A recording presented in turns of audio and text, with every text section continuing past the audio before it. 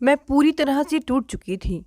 आंसू थे कि रुक ही नहीं रहे थे और मैं भी इन्हें कहाँ रोकना चाह रही थी। एक ऐसा सैलाब जो मुझे दर्द की चुभन से बहुत दूर ले जाए।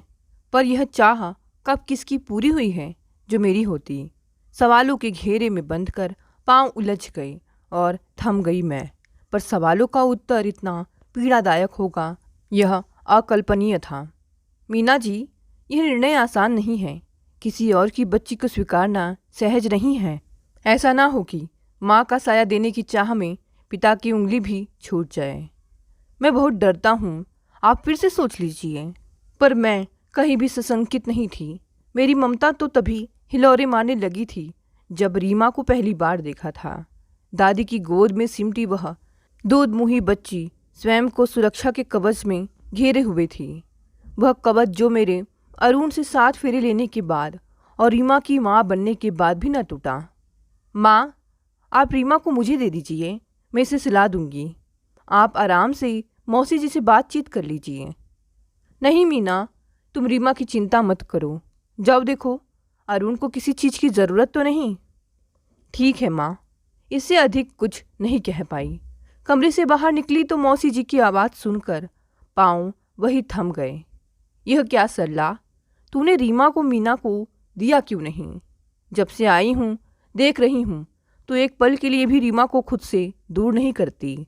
इस तरह तो रीमा कभी मीना से जुड़ ही नहीं पाएगी। आखिर वह उसकी माँ है। माँ नहीं, सौतेली माँ। कैसे सौंप दूँ अपने कलेजे के टुकड़े को पराए हाथों में। मैंने रेखा को वचन दिया था कि मैं उसकी बच्ची का ख्याल रखूँगी। तो तूने अरुण की दोबारा शादी क्यों की? दीदी, अभी अरुण की उम्र ही क्या है, सारा जीवन पड़ा है उसके सामने। तन मन की ज़रूरत तो पत्नी ही पूरा कर सकती है। अब दोनों मिलकर अपनी गृहस्थी संभालें। और रीमा? ना दीदी, रीमा उनकी जिम्मेदारी नहीं है। उसकी दादी भी मैं और माँ भी मैं। अपनी बच्ची को सौतेलेपन की हर छाया से दूर रखूँगी। सरला, तू यह ठीक नहीं कर रही है। दीदी, ठीक और गलत का हिसाब आप रखो। आज तक कौन सी सौतेली माँ सगी हुई है? जो मीना होगी। ठीक है सरला, तुझे जो उचित लगे वह कर, पर देखना तेरी यह सोच एक दिन रीमा को ही सबसे ज़्यादा नुकसान पहुँचाएगी। मौसी जी कमरे से बाहर आ गई। तू यहीं खड़ी थी मीना? मुझे देखकर मौसी जी एक पल को सकपका गई, फिर संभलती हुई बोली, तू परेशान मत हो, समय सब ठीक कर देगा। उस समय के इंतज़ार में एक एक दिन बीतने लगा, पर जैसे बंद मुट्ठी से रेत सरक कर बिखर जाती है। माँ के दिल के बंद दरवाज़ों से मेरी ममता टकरा कर लौट आती। मैं तुम्हारे दर्द को समझता हूँ मीना, पर क्या करूँ? माँ का व्यवहार मेरी समझ से परे है। उन्होंने तो मुझे भी रीमा से दूर कर दिया है। जब भी मैं रीमा को गोदी में ले लेता हूँ, वे किसी न किसी बहाने से उसे मुझसे वापस ले लेती हैं। क्या मेरा मन इससे आहत नहीं होता? पर क्या करूं? अरुण, मुझे इस घर में आए 6 महीने हो गए हैं और मुझे वह पल याद नहीं जब रीमा को मैंने अपनी गोद में लिया हो। माँ क्यों नहीं समझती कि रिश्ते बांधने से बनते हैं? क्या यशोदा माँ, तुम खुद को समझा रही हो या मुझे? तुम भी जानती हो कि तुम्हारी ये उपमाएं निरर्थक है। अरुण की बात सुनकर मैंने चुप्पी ओढ़ ली। धीरे धीरे समय सरक रहा था। मैं माँ की कड़ी पहरेदारी में अपनी ममता को अपने ही आंचल में दम तोड़ते हुए देख रही थी। मेरी बेबसी पर शायद ईश्वर को तरस आ गया। माँ, बधाई हो, आप दादी बनने वाली हैं। उत्साह भरे लहजे में अरुण ने कहा। मैं तो पहले ही दादी बन चुकी हूँ। तू तो मीना को बधाई दे। चल, अच्छा हुआ, अब कम से कम मेरी रीमा से झूठी ममता का नाटक तो बंद करेगी। माँ के स्वर की कटुता दीवारों को भेदती हुई मुझ तक पहुँची और एक पल में ही खुशी के रंग स्याह हो गए। मेरी बेटी राशि अपने जन्म के साथ मेरे लिए ढेर सारी आशाएं भी लाई। अरुण, अब देखना, माँ कितना भी चाहे पर रीमा अपनी बहन से दूर नहीं रह पाएगी। काश ऐसा ही हो, अरुण ने ठंडे स्वर में कहा। जानती थी मैं कि अरुण का विश्वास डगमगा चुका है। पिछले 3 सालों में उन्होंने अपनी बेटी के पास होते हुए भी दूर होने की पीड़ा को झेला है। खुद को समझाते समझाते अरुण थक चुके हैं। अरुण की पीड़ा को जब मैं समझ पा रही हूँ तो माँ क्यों नहीं? 9 महीने अपने खून सींचा है उन्होंने अरुण को, फिर क्यों अपने बेटे को जाने अनजाने दुख पहुँचा रही हैं? क्या सोच रही हो मीना? राशि कब से रोई जा रही है। I am sorry. मैंने राशि को अरुण की गोद से लेकर सीने से लगा लिया। राशि का स्पर्श मेरे तन और मन को तृप्त कर गया और मन का एक कोना अभी भी आशा और निराशा के बीच हिचकौले खा रहा था। रीमा बेटा इधर आओ, देखो तुम्हारी छोटी बहन। रीमा राशि को दूर से ही टुकुर टुकुर देख रही थी, पर मेरी आवाज़ में इतनी ताकत कहाँ थी कि वह रीमा को अपने पास बुला सके। रीमा बिना कुछ बोले मुड़ गई और मैं अपनी भावनाओं को शब्दों में पिरो ही नहीं पाई। माँ के जीवन का एकमात्र ध्येय था रीमा को असीम स्नेह देना। क्या कभी ममता भी नुकसानदायक हुई है? यह एक ऐसा सवाल है जिसका जवाब हाँ या ना में देना कठिन है, पर एक बात निश्चित है कि अगर ममता अपनी आंखों पर पट्टी बांध ले तो वह बच्चे के लिए घातक बन जाती है। रीमा की हर चाह उसके बोलने से पहले पूरी कर देना माँ की पहली प्राथमिकता थी। मौसम के न जाने कितने रंग आते जाते रहे, पर माँ ने घर में एक ऐसी रेखा खींच दी थी कि पतझड़ जाने का नाम ही नहीं ले रहा था और बसंत को लाने की भरसक कोशिश करती रही। इस सच को भूल कर कि इंसान के लाख चाहने पर भी ऋतुएं प्रकृति की इच्छा से ही बदलती हैं। समय यूं ही सरकता जा रहा था। अब राशि स्कूल जाने लायक हो गई थी। अरुण राशि का एडमिशन उसी स्कूल में करवाना जहाँ रीमा जाती है। क्या पता दोनों बहनें वहाँ एक दूसरे के करीब आ जाएं। तुम्हें लगता है ऐसा होगा, पर मुझे नहीं लगता कि यह संभव है। माँ ने रीमा को किसी और रिश्ते को पहचानने ही कहाँ दिया है। अरुण की कही गई इस सच्चाई को मैं झुटला भी नहीं सकती थी। मेरे भीतर एक गहरी टीस थी कि अगर मैं अरुण के जीवन में नहीं आती तो रीमा अपने पिता से यूँ दूर ना होती। इस गलानी से मैं तभी मुक्ति पा सकती थी जब रीमा हमें अपने जीवन से जोड़ ले, और राशि ही मुझे वह कड़ी नज़र आ रही थी। पर यह इच्छा प्रकृति ने ठुकरा दी। मम्मा, दीदी लंच टाइम में मुझसे बात नहीं करती, वे मुझे देखकर चली जाती हैं। मम्मा, दीदी ऐसा क्यों करती हैं? मेरी फ्रेंड की दीदी तो उसे बहुत प्यार करती है, अपना टिफ़िन भी शेयर करती है। दीदी मुझसे गुस्सा क्यों हैं? अब क्या समझाऊं, कैसे समझाऊं, समझ नहीं आ रहा था। दीदी आपसे नाराज़ नहीं है बेटा, वे कम बोलती हैं ना इसलिए। मेरे इस जवाब को सुनकर राशि कुछ और पूछे बिना किचन में चली गई।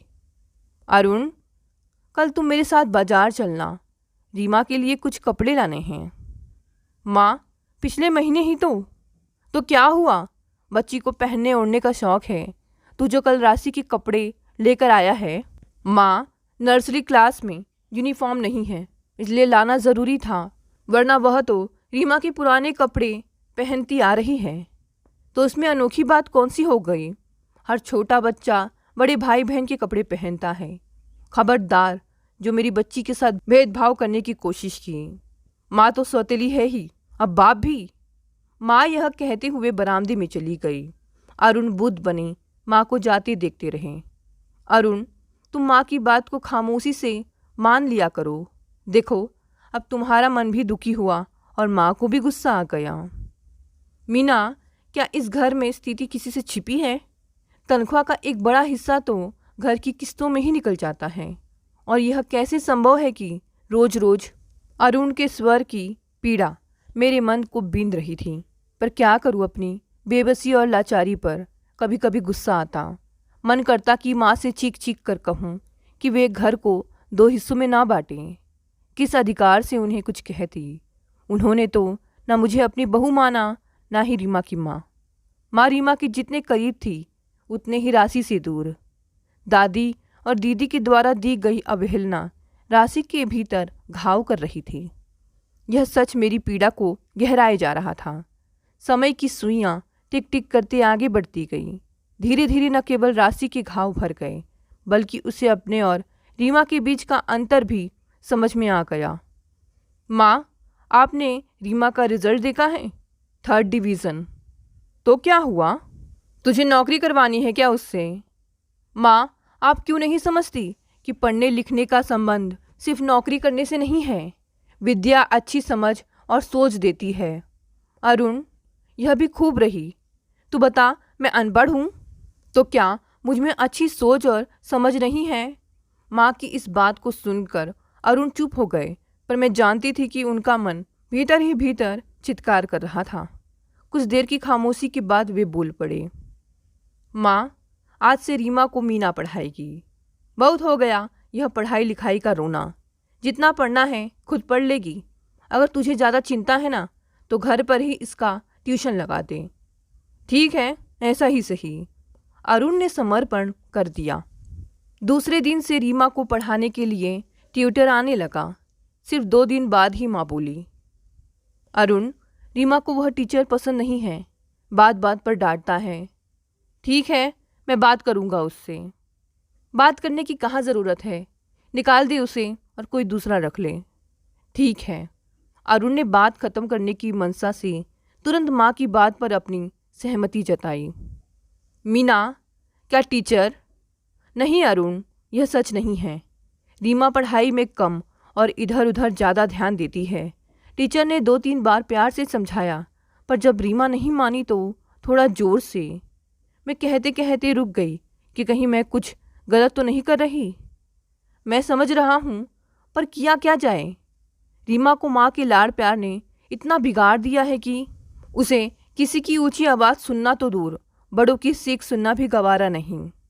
मैं क्या करूँ? कैसे समझाऊँ माँ को कि बच्चे की भलाई के लिए प्यार और दुलार के साथ साथ कठोरता की भी ज़रूरत होती है।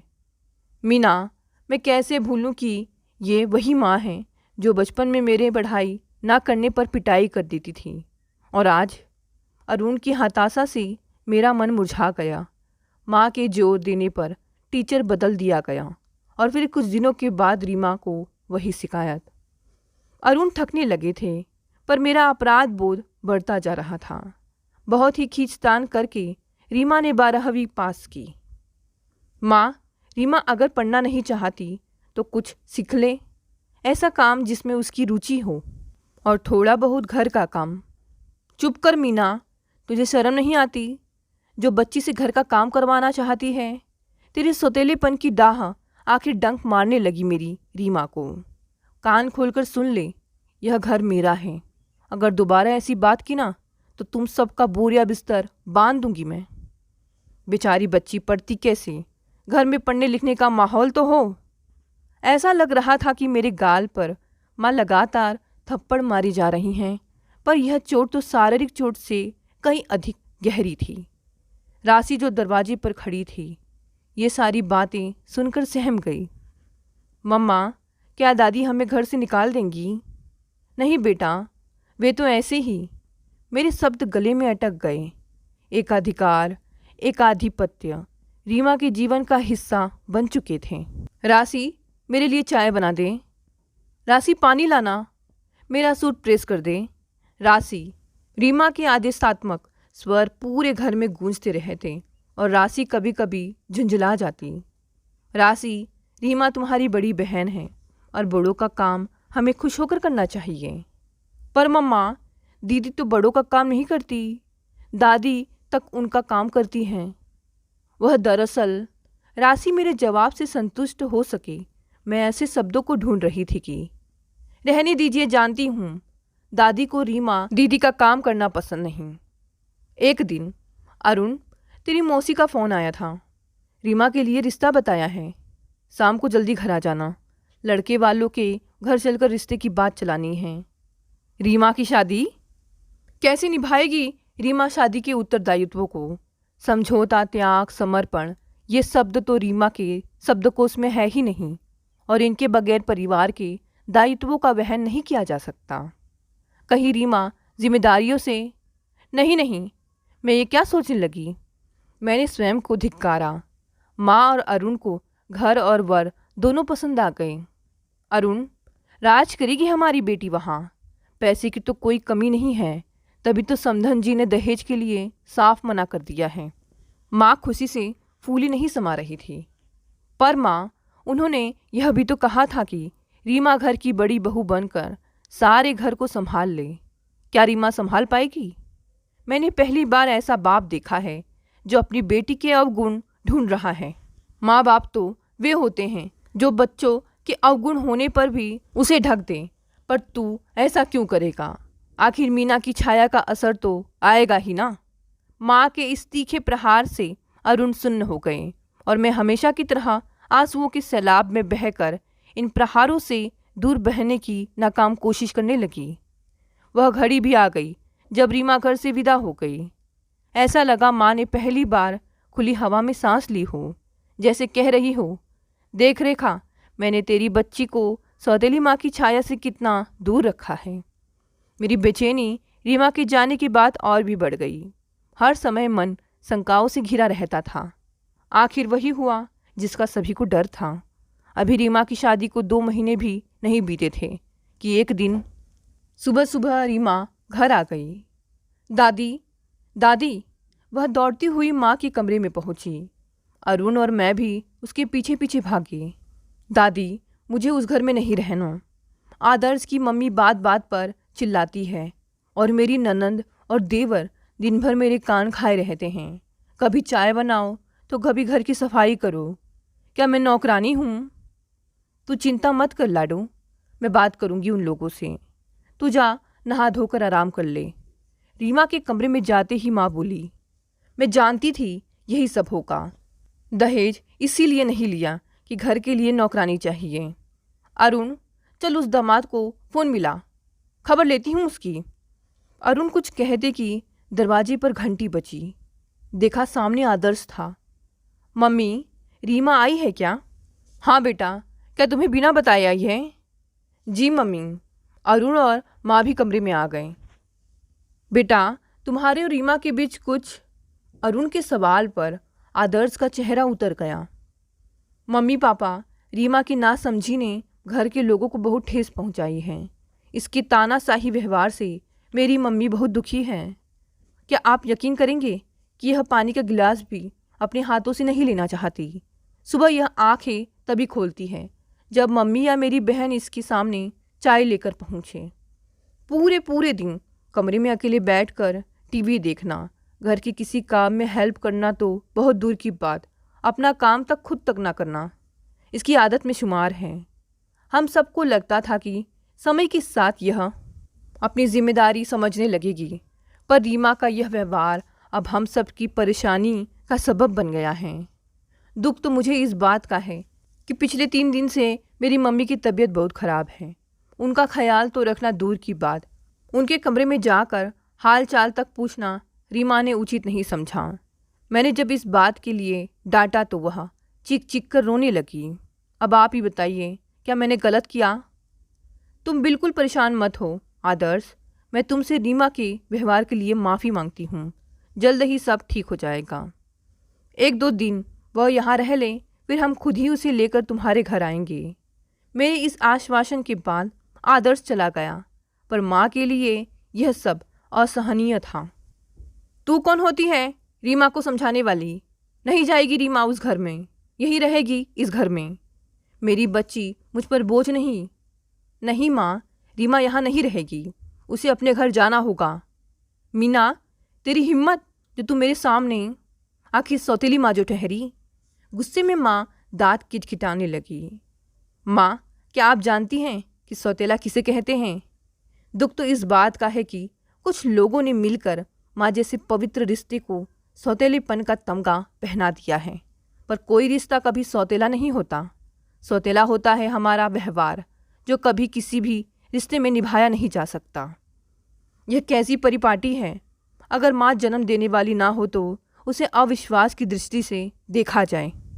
एक जानवर के साथ जब हम कुछ सालों तक रह लेते हैं तो उससे भी घुल मिल जाते हैं, तो फिर मीना तो एक जीती जागती इंसान है।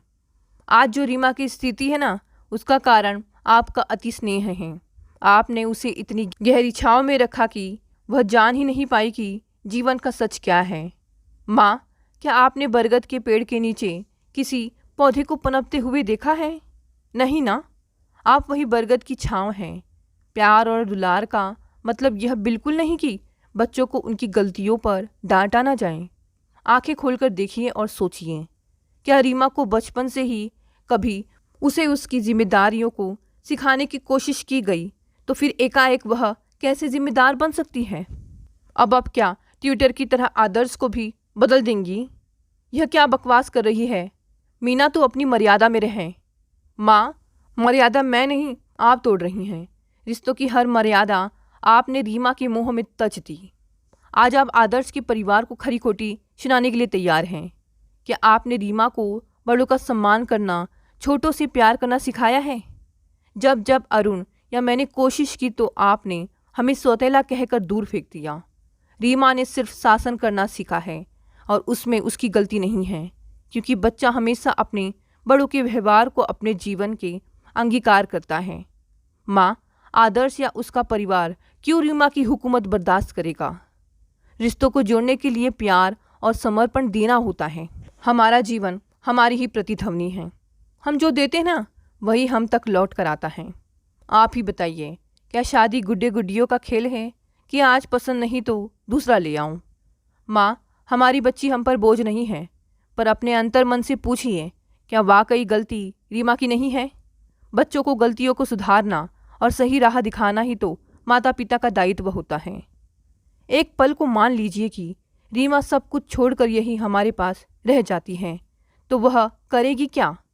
जब हम इस दुनिया में नहीं रहेंगे तो वह कैसे अपना जीवन बिताएगी? माँ, आपने तो उसे आत्मनिर्भर भी बनने नहीं दिया। जीवन पाने से अधिक देने का नाम है। मैं हमेशा खामोश रही। अगर आज भी मैं चुप रहती तो मैं स्वयं की नज़रों में गिर जाती, सिर्फ इस डर से कि आप मुझे सौतेली माँ कहेंगी। मैं रीमा का जीवन बिखरने नहीं दूंगी। माँ, सिर्फ जन्म देने वाली ही माँ हो ऐसा नहीं है। माँ वह भी होती है जो बच्चों का हाथ थाम उसे जीवन पथ पर चलना सिखाए, उसे अच्छे बुरे का ज्ञान कराए और इन सब से बढ़कर जिम्मेदार और अच्छा इंसान बनाए। माँ, रीमा को अपनी छाँव से मुक्त कर दीजिए, वरना माँ मेरी बच्ची का जीवन यूं ही। मैं बिलक बिलक कर रोने लगी। माँ खामोश थी। उनकी चुप्पी शायद रीमा की गहरी छाँव से मुक्ति और उसके जीवन की शुरुआत का संदेश थी। उन्हें पहली बार अपने ऊपर पछतावा हो रहा था कि क्यों उन्होंने रीमा को कुछ नहीं सिखाया। 2 महीने बाद रीमा को सब कुछ नए सिरे से सिखाकर उन्होंने ससुराल उसे वापस भेज दिया। अब जाहिर सी बात है, वक्त तो सभी को लगता है, वैसे ही रीमा को भी लगा। मगर सबकी बात मानकर रीमा आज बहुत ही खुश है अपने ससुराल में। दोस्तों, ये कहानी यहीं समाप्त हो गई। कहानी पसंद आई तो इसे लाइक, शेयर और कमेंट करें। साथ ही साथ अगर आप नए हैं तो चैनल को भी सब्सक्राइब कर लें। धन्यवाद दोस्तों।